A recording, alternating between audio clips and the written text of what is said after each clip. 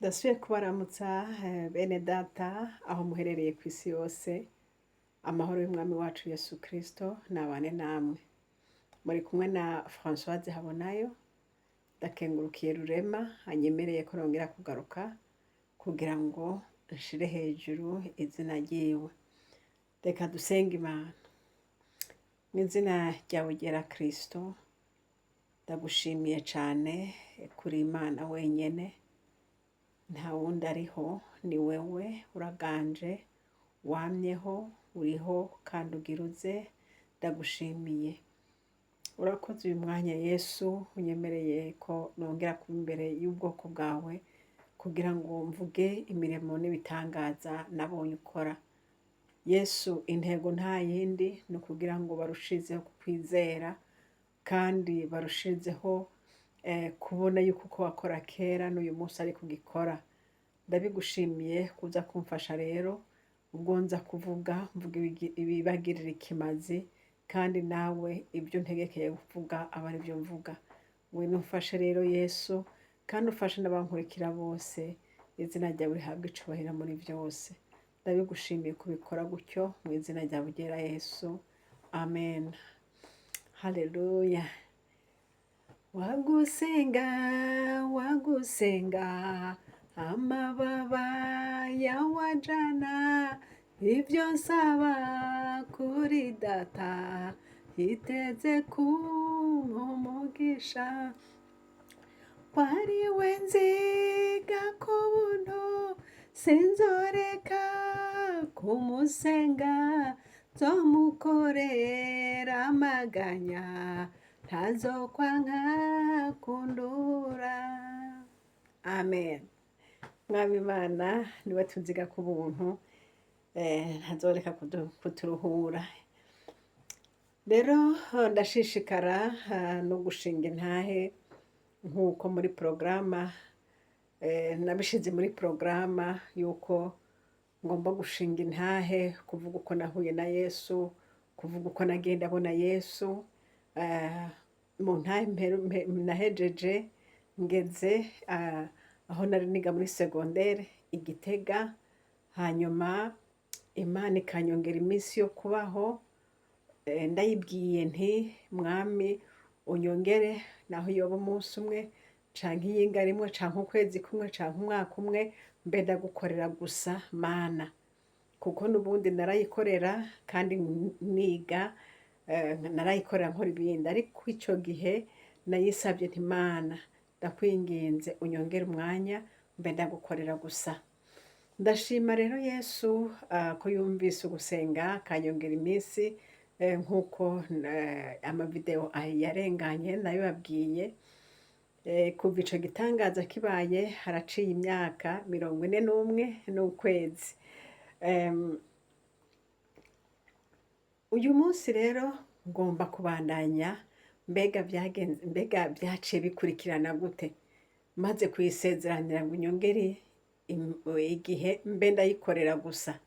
Mbega byagenze gute, mbega narabishikije kuyikorera gusa no kuvuga iki, mbega ko nari umunyeshuri naca mpagarika kwiga, byagenze gute? Ndagomba mukurikirane nanje muri iyi ntahe, mumenye uko umwami Yesu Kristo agira neza. Sinavuye ku ishuri, oya, nakomeje kwiga, ariko nk'uko nari nabivuze, kumbure mu zindi video nari narabivuze, ukungena Imana yambwiye igihe canke nzobivuga muzovyumva, ariko Imana yakomeje gukorana nanje naho nari ku ishuri. Rero reka dukurikirane turabe igihe ca mbere Imana yantumye, maze kuyemerera, Imana imaze kunsubiza nkongera kubaho, ingene rero Imana yaciye ishishikara kunkoresha nk'uko twari tumaze kuganira amasezerano nayo. Imana ishimwe. Rero igihe cyo kuri NF, igihe Igitega aho niga kimaze kurangira, ngeze mu w'icumi baratworiyanta nk'uko bisanzwe. hanyuma baca banyoriyanta kw'ishure yitwa Ecole Secondaire Technique Administrative y'i Bujumbura, ariyo bita ESTA. Iyo shure rero maze kuhashika nakomeje kuba umunyeshuri nk'abandi, ariko mfise ibanga ry'uko nemereye Imana kuyikorera gusa. Ngeze kw'ishure rero, Imana yakomeje gufata ya sezerano twasezeranye nayo yuko nemeye kuyikorera. Hanyuma rero mugabo naho nari kw'ishure, tugomba turabire hamwe ingene nari kw'ishure kandi nkongera ngakorera Imana bitandukanye kumbure nuko nahora nayikorera mu bindi bihe. Ico gihe rero kuri ESTA ntabwo nahamaze, sinzi n'umwaka ntiwaheze. Maze kuhashika rero naragiye mu ishuri, narasanzeho groupe biblique nkorana nabo, turafashanya nk'uko abandi bose baba bari muri groupe biblique bakora ibikorwa vyiza vy'Imana, nanje nashikiyemwo. Hanyuma Imana rero zirakora akantu ntasobanukiwe muri ico gihe. Naragenda mw'ishure, ngiye mw'ishure mara nkumva umugongo uravunitse, nkumva biranse ko nguma nicaye mu ntebe, nkibaza nti ngira ngo ni ingorane z'intebe twari dufise twicarako amasheze, ariko ntabwo vyari ivyo. Rero nk'igihe urumva nk'igihe uvunitse umugongo bikanka ko usubira kwicara, urumva ntibashobora kwicara mw'ishure. Ngaca ngenda muri dortoir bakantwara, nkaguma ndyamye ngaramye. Rero kw'ishure urumva ntibashaka kugumaho kandi urwaye, niho rero baca bakurungika muhira kugira ngo uje kwivuza. Aha kuri ESTA rero nca ngenda muri famille, kuko nari mfise bakuru banje baba i Bujumbura.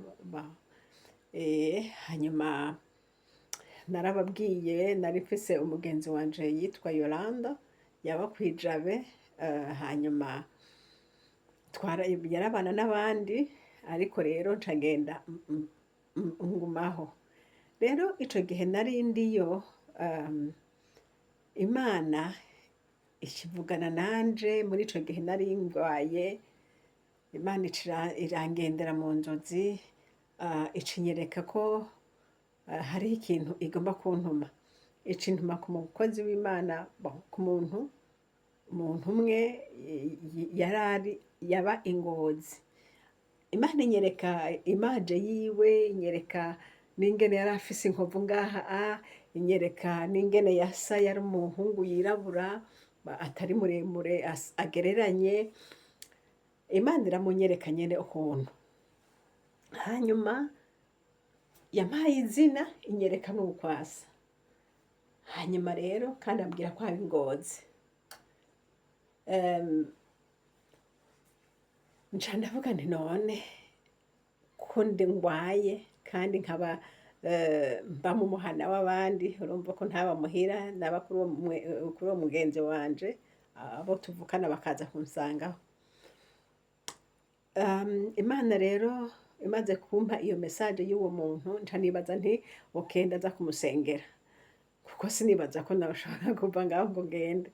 Rero mvuze ngo ndamusengera, niho rero haje umuntu yitwa Deo Gahamanyi, abamuzi baramuzi, yabi Bujumbura, yari umunyarwanda yabi Bujumbura, sinzi ko akiriho ubuye. Hanyuma acaraza turahura, avuga ngo Françoise, ngo Imana ntiyagutuma ngo ntuzuvuge ngo nta mafaranga afise, ngo uzopfe kugenda ngo ivy'amahera ngo Imana izovyimenyera. Nca navuga nti Yesu we, uyu muntu ibi bintu avuze abivuze gute? Yari nkaho Imana imuntumiye nk'umumarayika kugira ngo impe iyo message, kuko jewe nari namaramaje kutagenda, nari numva umenga no kumusengera gusa. Maze kumva rero Imana intumye ko uwo muntu akambwira ivyo, basi nca ndagenda kandi nari nifitiye amahera make, nari mfise amafaranga y'itike inkura kw'ijabe injana muri ville hariya kw'isoko i Bujumbura aho twategerera.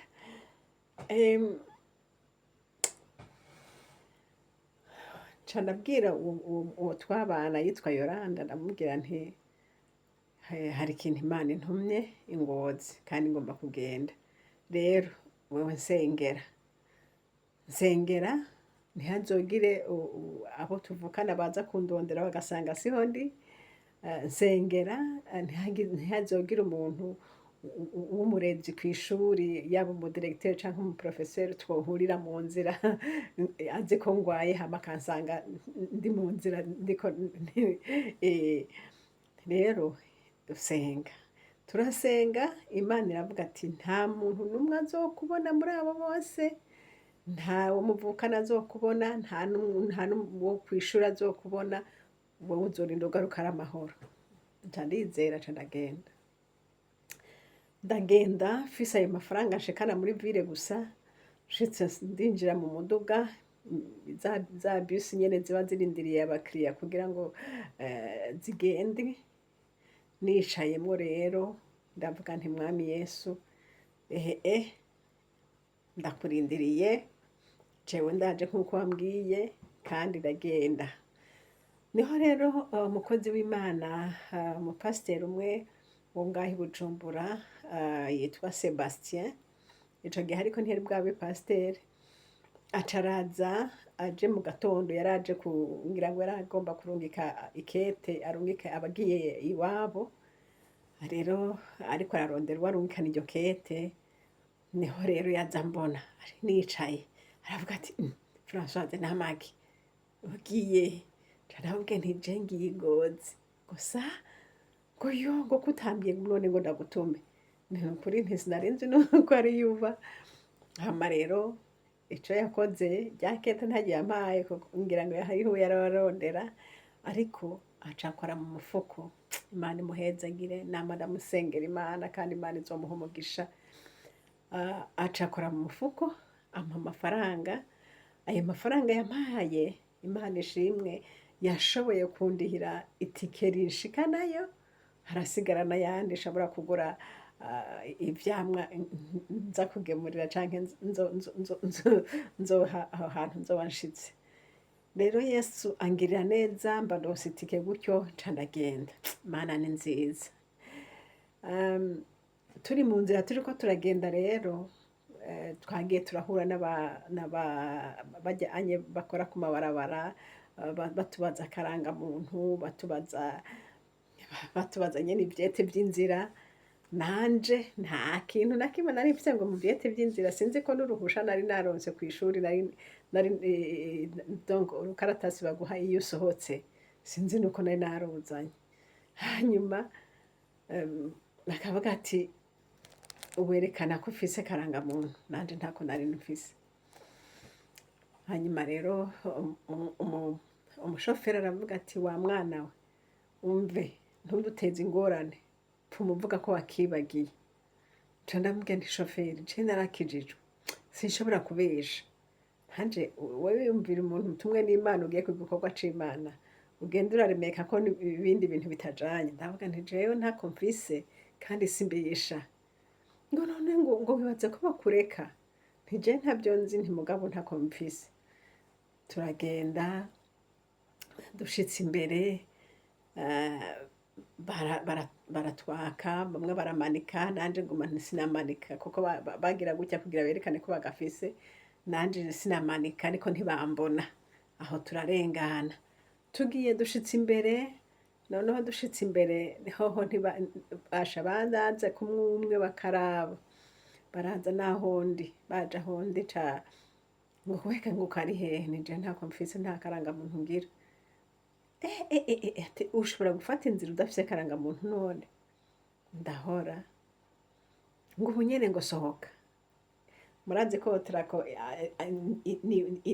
irahagurutse, ngo none ngo nsohoke. Barasohoka bombo kuko urumva baheje kuraba mu muduga, baciye basohoka, nanje ca ndabaraba gutya bari hasi bariko barambara ngo ninsohoke.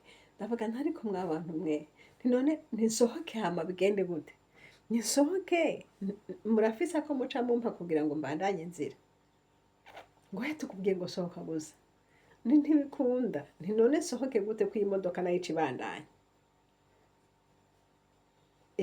Baravyumviriza ati baca barahora baca bavuga ngo urumva rero ngo ntuzosubire kugenda udafise akarangamuntu, ngo utaha ngo ntuzosubire kuza ngo utagafise. Ca navuga nti murakoze nzokarondera, baca barandeka nca ndabandanya.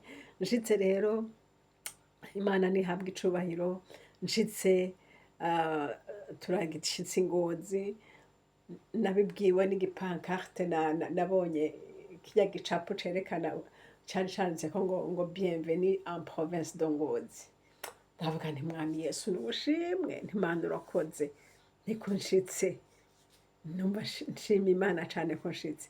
Imana rero ingirira neza, maze kururuka imodoka nca ndahagarara kw'ibarabara, sinzi ngo ndanja kwande, nta muntu n'umwe nzi aho hantu, ariko nari nizigiye Imana gusa, nari nizigiye nti Imana inzu zose ni zayo, uko yabiteguye niyo ikuzi, ariko gabana hanyuma ngihagaze kw'ibarabara ndiko ndasenga ntazi uko bimeze, niho naza mbona umuntu yitwa umenga yitwa Violette, sinzi ko ari Violette no kuri Georgette Violette, avuye mu nzu ya komine niho yakora, acaza arirukanga, mbona angwako ngo ngo amahoro neza Beatrice, ngo amahoro neza, yanditse ngo nitwa Beatrice, nanje ntoya nti Jesse nitwa Beatrice, nitwa Françoise, ntariko nanje nkunda Yesu.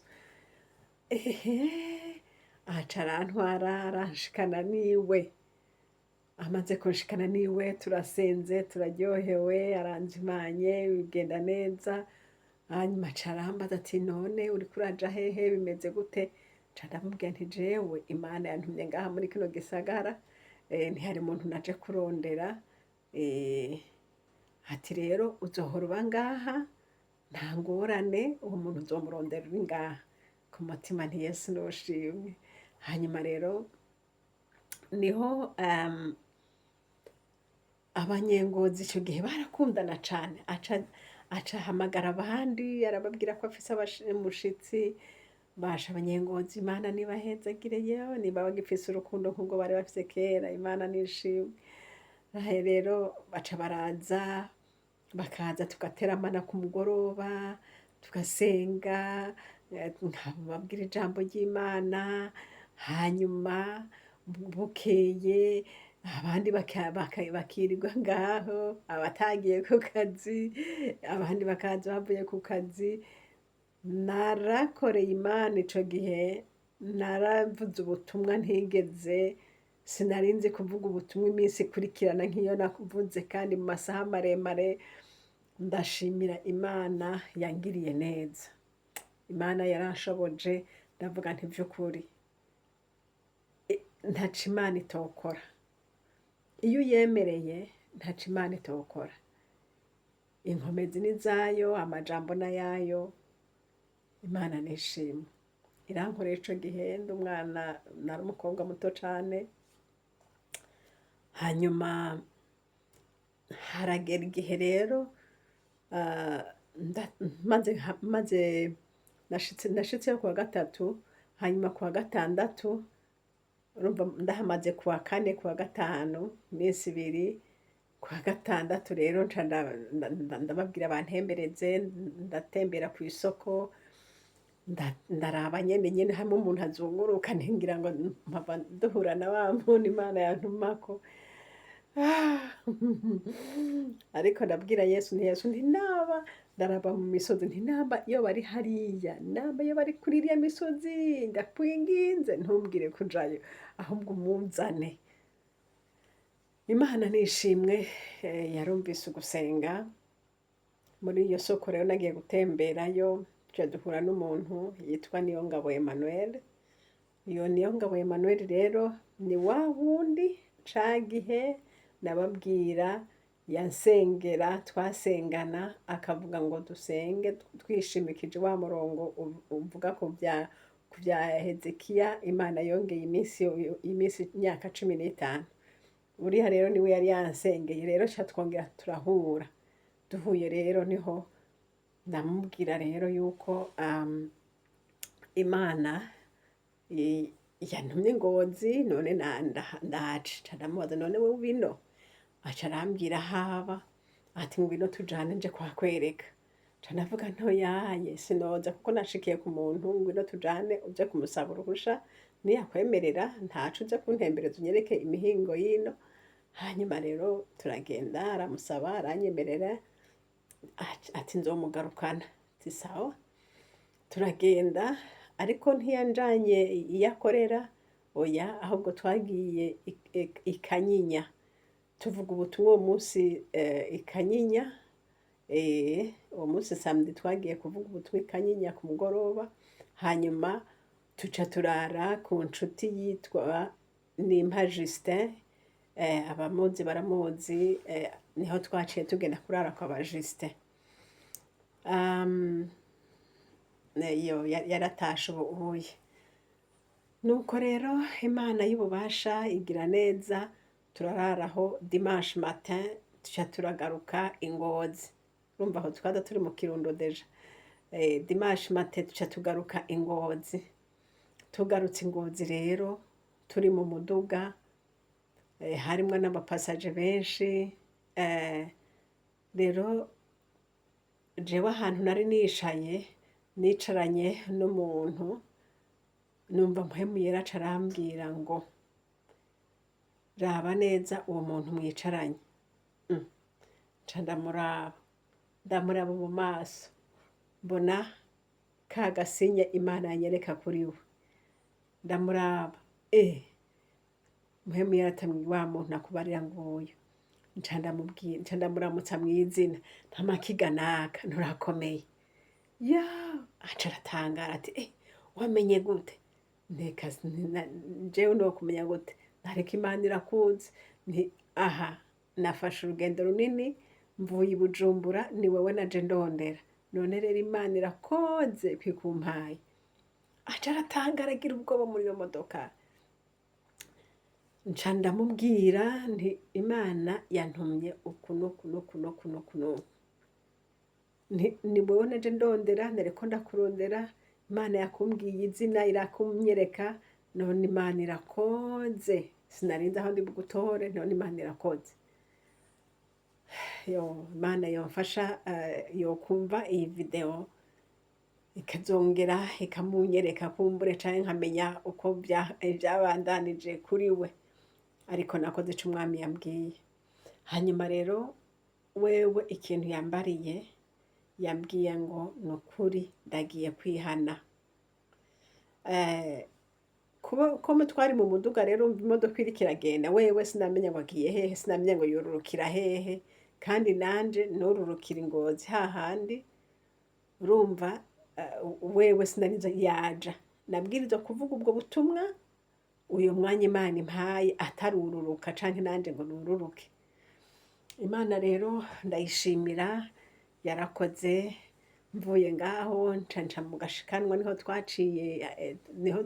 twaciye tugenda kuvuga ubutumwa uwo munsi, ku munsi w'Imana. Ndabashimira ab'Ingozi, Imana impa umwanya ndavuga ubutumwa aho hantu, kandi Imana ishimwe baranyemera, nubwo kiriya gihe udafise icete c'ishengero rikurungitse vyari bigoye, ariko umwungere mukuru niwe yari yandungitse. Yesu rero angirira neza. Tuvuye aho rero niho kuca dusubira kwa hamwe nashikira. Urumva ko aho hari dimanche, Kristo Yesu aramfasha, nti ubu rero harageze ko nsubira inyuma, igikorwa ndakirangije. Ariko baha abantu b'Ingozi, kuko kumwe nababwiye ntibari bafise umutima w'urukundo, barakunda abantu b'Imana cane, biba ngombwa ati oya reka basi uzogende ejo. Urumva ko lendi nari nibaza ngo ngenda lendi, ariko bashaka gateka ahubwo nugende. Abasoda b'Ingozi bacavuga ati oya, ahubwo twateguye igiteramo, naze kutubwira ubutumwa. Imana ingirira neza nca ndagenda mu ikambi, turateramana n'abantu baho, ariko Yesu we, turateramana n'abantu baho tuvuga ubutumwa aho hantu, Imana y'ubuntu iragahezagirwa yanshoboje. Hanyuma duhejeje kuwa gatatu mu gatondo nsubira i Bujumbura. Mva ko nari navuye i Bujumbura kuwa gatatu, hanyuma naciye nsubirayo kuwa gatatu nyene iyinga. Ico gihe niho nama mvuga nti aho hantu nama ndahibukira nti nirwo rugendo rwa mbere rw'ivugabutumwa novuga nagize kuva Imana imaze kunsubiza kunyongera iminsi. Rero urumva ko Imana ntiyaravye ngo ndiga, ariko yaravye ico igomba kunkoreshayo. Mara iyinga ryose ndiko ndavuga ubutumwa i Ngozi, mara iyinga, kandi muri iryo yinga Imana yakoze imirimo n'ibitangaza. Ndashima Yesu, abanyengozi ndabakunda, mwambereye umugisha. Kandi Imana ishimwe, narumvise ivyamwa vyinshi vyakoretse inyuma yaho, harongerekanye, amashengero menshi yaruguruwe, abakristo barongerekanye, Imana nihabwe icubahiro. Ibyo nibyo Imana yankoresheje ndi kuri Esta. Hanyuma urumva maze kugaruka rero,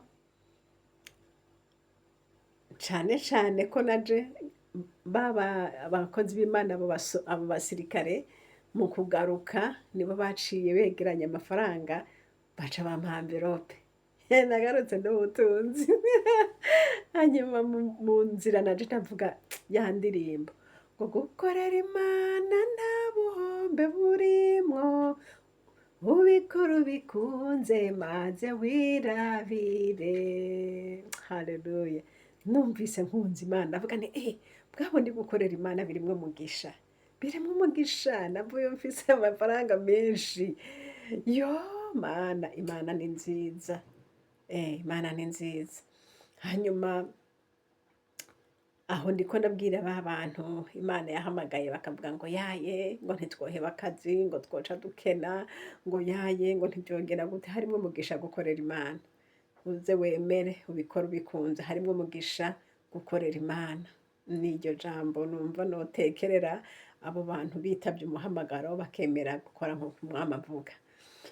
Hanyuma nshitse i Bujumbura, nshitse aho kwijabe aho nyene nari nasense indaro, mpeje mvuye muri dushe, hahandi nyene mpeje gusenga nshima Imana ko Imana inshikanye amahoro. Yewe nza mbona mukuru wanje ngo dodododo ku muryango w'icumba nabamwo, ngo yo ngo umeze gutega Françoise, ngo urambabarira ngo narabuze umwanya wo kuza kukuraba muri iyi ndwi. Nanje ni ntaco meze neza. Ngo urumva rero ngo dogiteri ngo yambwiye ngo saa munani ngo tuze kugenda. Ni sawa. Iyo saa munani tuzoba turagiye kwa dogiteri. Dogiteri apima aboneke. Wega bacomwe. None ko nari mvuye kw'ishure ngwaye, mugabo uwo mwanya nagiye kwa dogiteri yasanze ntaco yabonye. Hanyuma rero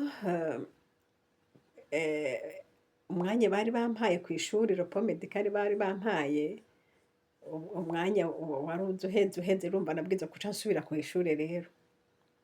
Niho rero nsubiye kw'ishure, ngomba gusubira kw'ishure, ariko sinibuka yuko yari ico gihe canke hari ikindi gihe.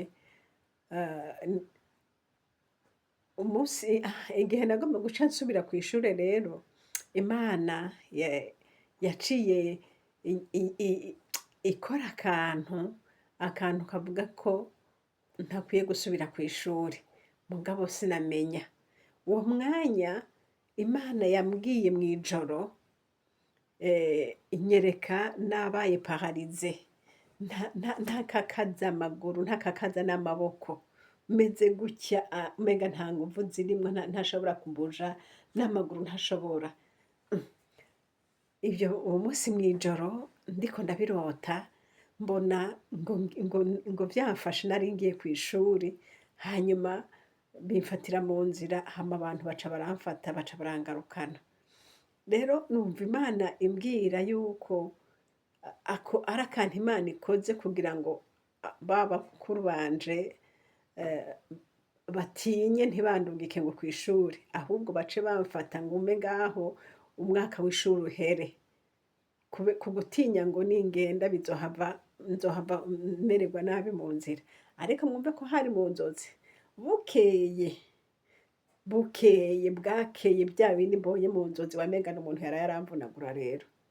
Bukeye kwa kundi nyene umuntu aza akaramukanya amaki murakomeye,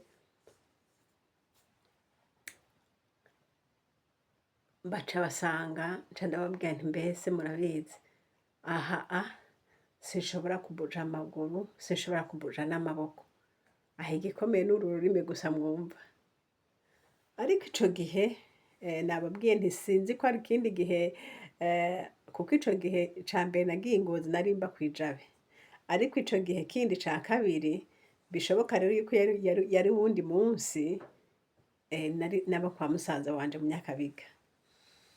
Rero ndi kwa musaza wanje rero urumva ko mu gatondo bazindutse bakaza kumpa yambu kumbaza uko naraye, niho naca ndababwira nti muzi n'amakuru aha ga simbuje amaguru simbuja n'amaboko. Kuraba basanga ni koko vyabaye bikomeye, baca batelefona mukuru wanje aba muri home, baca bahamagara n'abandi nyene b'abagenzi bazana imodoka baraterura batwara ku bitaro. Atwaye ku bitaro kuri clinique harya docteur araraba ati mbe mana yanje ibintu nibiki, arabura agerageje kungirisha siporo angirisha amaboko kugira ngo arabe ko hojamwo inguvu biranga, aca avuga ngo twari kumushira mu bitaro mugabo ivyumba vyose vyaheze, nta bibanza bisigaye, ivyumba bisigaye muri maternité. Ati none nimba muvyemeye tumuraze muri maternité hanyuma tuzomukurikirane. Ya mukuru wanje ateka kakakaka badahava bavuga ngo yavyaye atoya ati ahubwo reka tumutahane tuzomujana kuri Rwakarede ejo. Imana igira neza baca baransubiza imuhira ameze uko, bukeye baca banjana kuri Rwakarede no kuri hôpital militaire. Nsubiye ngiye kuri banjanyire kuri hôpital militaire, urumva nyene baranterura, urumva ko ntashobora, ariko akarimi no gutwenga vyari uko nyene. Bantu bo kuri hôpital militaire bararaba ati none ga mana yanje uriya muntu agwaye iki, agwaye iki?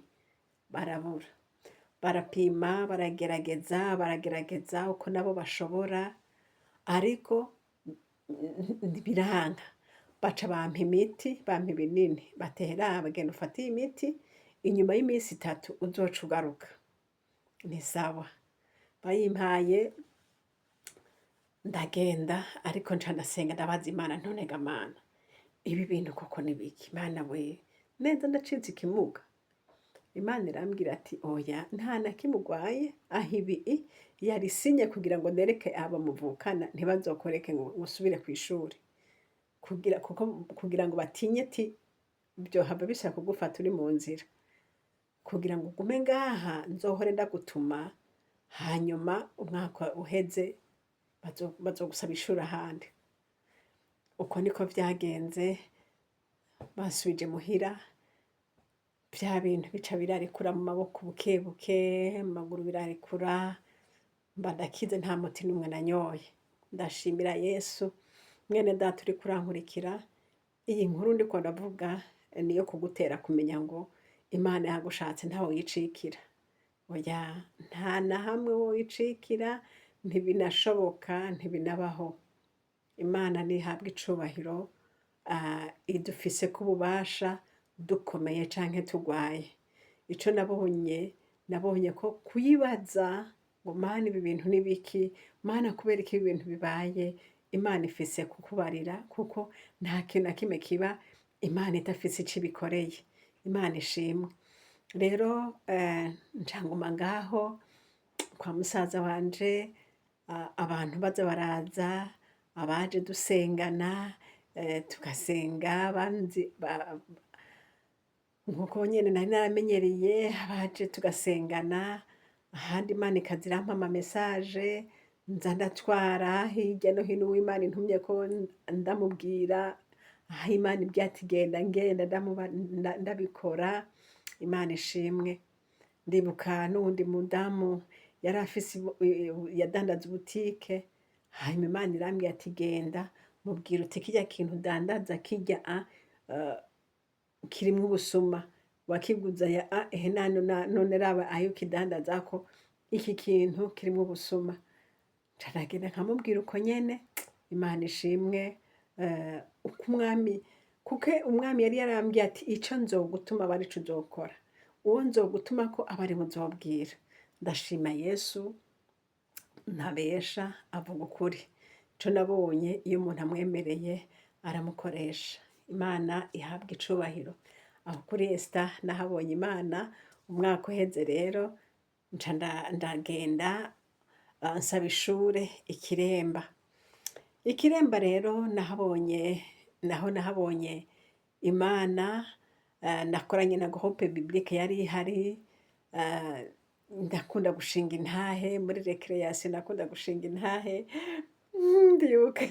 Ndibuka directeur Kanyabitabo Andre ndanamuramukije ahari, Imana imuhe umugisha. Yakunda kumbona ndi muri recreation ndiko ndabwira abana nyene nkoranije aho ndi hose ndiko ndavuga Imana. Nza numva umunsi umwe ambwiye ngo muranzi ngo mwaje kwiga, mwaje kwiga. Yarafise ukuntu avuga nkaho umenga arakankama. Hanyuma rero ngo mwaje kwiga. Rero urumva nkaca nguma ntinya, sinasubira kuza ndavuga menshi muri recreation, ariko nyene ako niko nama ndamwibukirako. Hanyuma rero turakorana na groupe biblique y'Ikiremba mw'ishure, Imana ikatugirira neza. Nigisha abana gusenga nkuko narakunda gusenga jenyene. Hanyuma abanyeshuri tukaza turajana nko muri recreation hajya canke duhejeje gufungura saa sita tukaja tugenda mu mapromenade hajya hafi y'Ikiremba, tukagenda tugasenga, tukagenda hariho ahantu hari amatribusakumu, ivyatsi vyinshi, tukagenda tukanyengetera hagati tugasenga. Imana ishimwe. Ni vyinshi nabonye Ikiremba. Ikiremba ikindi kintu nabonyeyo, Imana yaranshoboza cane mu vyigwa. Suko nari nzi ubwenge canke nari mfise umwanya mwinshi wo kwiga, kuko umwanya mwinshi nari ndawucurika muri Bibiliya, nsoma ijambo ry'Imana nongera nsenga. Nivyo vyari preoccupation yanje mu mutima. Ariko kuko nari kw'ishuri nabwirizwa kuronka amanota kandi sinatrisha. Imana rero yaravyimenyera. Yari yarampaye ibanga rivuga ngo murondere ivy'ubwami, ngo mwitwararike ivy'ubwami bw'Imana, ngo ibisigaye muzobironka nk'inyungu. Uko niko nahora ndabigira, nitwararika ivy'ijambo ry'Imana kandi nkamenya ko ibindi Data aza kubimpa nk'inyungu. Imana rero iramfasha. Ndibuka hariho cours imwe nambaye yari ya pedagogie sinibuka. Sinzi ko ari pedagogie, sinzi ko ari psychologie, sinzi ngene sindacibuka, ariko nibuka ko naronse 16/20. Hanyuma ico kibazo abandi bakoze ibibazo bindi barabikora ibindi bitatu. Rero baca bateranya amanota kugira ngo iyo cours baguha amanota bashira kuri bulletin y'iyo cours. Ariko jewe nari nakoze ico kibazo kimwe, baca bakimultiplier par 3 kugira ngo baronke amanota akwiriye. Ndashima Imana baronse amanota menshi kandi atari uko nabikoze. Ivyo ndabishimira Imana kuko yagiye iramfasha. Ahandi ikindi kitangaza nabonye Ikiremba ni igihe twari muri jiri. Jiri ni ikibazo gihereza baduha igihe bagomba kuguha diplome. Bene Data nshuti z'umusaraba, iyo Mana iri mwijuru agahezagirwa ntaco itokora yagombye. Ntihagire umuntu yishimira ngo yishimiye ubwenge bwiwe, ahubwo yishimire ko yamenyanye n'uwo Kristo. Kuko uyu Kristo mumenyanye ntaco atoguha. ubwenge arabufise, amanota arayafise, akazi arayagafise, ibyo ukenera byose wowe gusa uba inshuti y'Imana, ibisigaye data uzobona ingene akugirira. Muri jiri rero murazi ko baduha, twaragenda tugatora udukaratasi, aka gakaratasi rero ugasanga kanditseko ibibazo uza kwishurako, ugaca ufata umwanya ukabura bitegura ku rukaratasi, ariko dans l'entretemps hariho uwundi yaba ariko arishura ibibazo vyiwe. Nk'ubu unye jewe mpejeje gutegura ivyanje, umwanya wacu uhera nkaca ngenda nkabivuga nkishura, hakaba hariho uwundi yinjiye nawe agatora agapapuro ibibazo vyiwe, agaca yicara nkaharya akaba arabitegura, mpejeje nawe agaca aza akishura ivyo bamubajije. Uko niko vyari bimeze muri jiri. Rero ibibazo nari mfise ndasoma mbona nta na kimwe nshobora kumenyamwo, nti Mana yera, none ibi bintu nishura iki kweri? Ndiko ndavyiyumvira, noneho nza numva wa wundi ariko arishura, ariko yishura ivyo jewe bampaye. Ico naciye nkora nca mfata urukaratasi ndandika wa wundi ivyo yishuye, aba avyishuye nabi kuko atishuye nk'ivyo bamubajije. Baca baramufasha bamugida nyene kugira ngo ashobore kubimenya ivyo yishura, ariko je nanje mba nabimenye ivyo nishura. Ndashima Yesu, ngeze gushikirwa nca ndabibaragura, mpejeje kubibaragura mba nahejeje nca ndasohoka. Ndashima Imana, uko niko nabonye Imana inkorera. Si uko nabonye diplome ngo nuko ndi umunyabwenge, ariko mfise ubwenge kuko mfise Yesu. Ijambo ry'Imana riravuga ngo itanguriro ry'ubwenge no kumenya Kristo. Wa muntu nimba utazi Kristo, nimba mutamenyanye n'uyu mwami, ivyo vyose ukora, abandi nibo bavuze ngo ni hasara, n'ubuhombe. Kutamenya Kristo n'ubuhombe, ariko kumenya Kristo birimwo ibintu vyose umuntu aba akeneye. Imana ishimwe, Imana ibirafashije. Aha ikiremba rero, ivyo nivyo nahakuye diplome. Diplome, urukaratasi ruzonshoboza kugendagenda ngenda ndavuga Imana. Imana ishimwe. Mvuye rero ikiremba maze kuronka iyo diplome yanje, nca ntangura kuja mu kazi. Mu kazi rero nagira mvuge gato ibindi bikorwa vy'Imana Imana yankoresheje maze kuronka diplome. Maze kuronka diplome baranyoriyanse mu kazi nk'uko bisanzwe, nk'uko abandi bose bahejeje baboriyanta mu kazi. Imana data jeho ntiyanyoriyanta ngo ngiye mu kazi, ahubwo yanyoriranyanta ngo ngiye mu gikorwa c'Imana kanaka. Kuko ico gihe nagenda, ibikorwa vya mbere aho nabikoze ku Mugara. Ndabikora mfise titre y'umwigisha, ariko ntagiye kwigisha, ahubwo ngiye kuvuga Imana. Hanyuma mva ku Mugara ngenda ahantu bita mw'Irarire, naho ngiye kuvuga Imana. Mva mw'Irarire nza mu Nyagasaka, naho ngiye kuvuga Imana. Ndabivuze mu ncamake kugira ngo kuko video yohava iba ndende, ariko mu mwanya mu video ikurikira nca mvuga neza na neza ingene nakoreye Imana ndi mu kazi, ingene nakoreye Imana ndi umunyeshuri ndabihejeje, ingene nabonye Imana ndi umunyeshuri ndabihejeje. Ubu ngomba kwinjira mu gikorwa c'ingene nakoreye Imana ndi mu kazi. Imana ibahezagire. Muri kumwe na Françoise Habonayo. Nomero za telefone ni +46 768 00 65 46. Kandi iyi shene turiko ni shene Habonayo. Data, mu izina rya Kristo, ndagushimiye cane ivyo nabonye ukora. Haleluya, ndagushima ko nabonye uri Imana. Uko wabivuze niko wabikoze, uko wabigabiye niko wabikoze, nuhabwe icubahiro. Ndiko ndagushimira imbere y'amahanga yose ngo bamenye kuri Imana udahinduka, bamenye ko uri Imana uganje, bamenye ko nta kindi kintu kiri hejuru yawe. Yesu uwunyumvise umuhezagire kandi umwugurure ku kwizera birushirije. Ndabigushima kubikora gutyo mu izina rya Yesu. Amen.